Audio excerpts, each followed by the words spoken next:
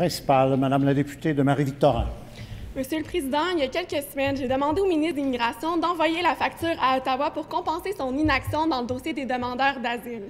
Le ministre a finalement pris la bonne décision en nous écoutant et en demandant au gouvernement canadien de rembourser 146 millions de dollars. Je l'en félicite. Le problème, Monsieur le Président, c'est que ça n'a même pas pris 24 heures pour que le ministre fédéral de l'Immigration réponde qu'il en avait déjà fait assez et qu'il ne rembourserait rien. Alors, on va récapituler. Pas une scène de remboursement, des délais qui s'allongent sans arrêt pour les permis de travail et un système complètement paralysé. Ça, c'est ce que le gouvernement fédéral appelle en faire beaucoup. C'est complètement risible. Non seulement c'est le Québec qui doit payer la facture, mais c'est les demandeurs d'asile qui subissent au quotidien les conséquences de l'inaction du fédéral. Ma question est donc très simple. Maintenant qu'on vous a dit non, qu'est-ce que vous allez faire pour qu'on nous rembourse?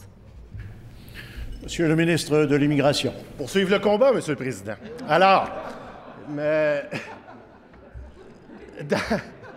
dans les derniers 12 mois, on en est à 146 millions de dollars de dépenses qui se ventilent principalement du côté de la solidarité sociale, de la santé, de l'éducation, de la famille et de l'immigration, Monsieur le Président, pour ne pas oublier également l'accès à la justice. C'était une première année qui reflète un constat clair que la question de l'immigration, particulièrement provenant des États-Unis, est une question qui nous pousse à revoir en profondeur tout le système de demande d'asile qui est en place depuis des décennies au Canada. Sachant maintenant que plus de 50 % des demandeurs d'asile passent par le Québec au Canada, sachant également que ça oblige maintenant un système qui déjà avait des délais parfois de 2, 3, 4 et 5 ans avant de voir un traitement de demande d'asile.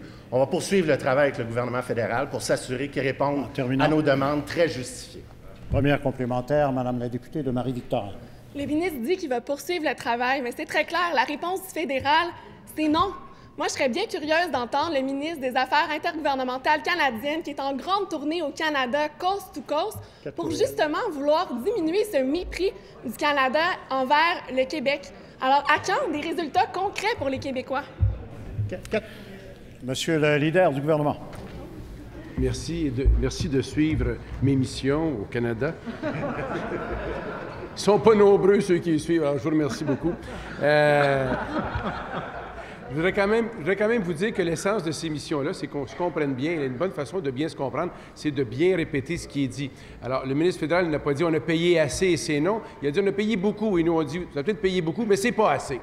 Et c'est pourquoi nous allons continuer de faire ces démarches pour bien expliquer que lorsqu'il y a des responsabilités, il faut les assumer et on a bonne confiance qu'ils vont les assumer. Mais évidemment, il faut travailler. On va travailler, Monsieur le Président. Deuxième complémentaire, Madame la députée de Marie-Victorin. Monsieur le Président, on voit bien que la compétitivité libérale face au gouvernement canadien est complètement nulle.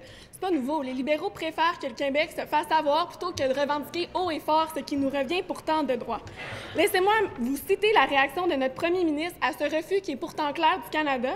Il a dit « Je ne m'attendais pas à recevoir un chèque aujourd'hui, je vous avoue, mais on va continuer les discussions. » Au fond, ce qu'il nous dit, c'est que quand ça implique le fédéral, c'est une cause qui est perdue d'avance. Monsieur le leader du gouvernement.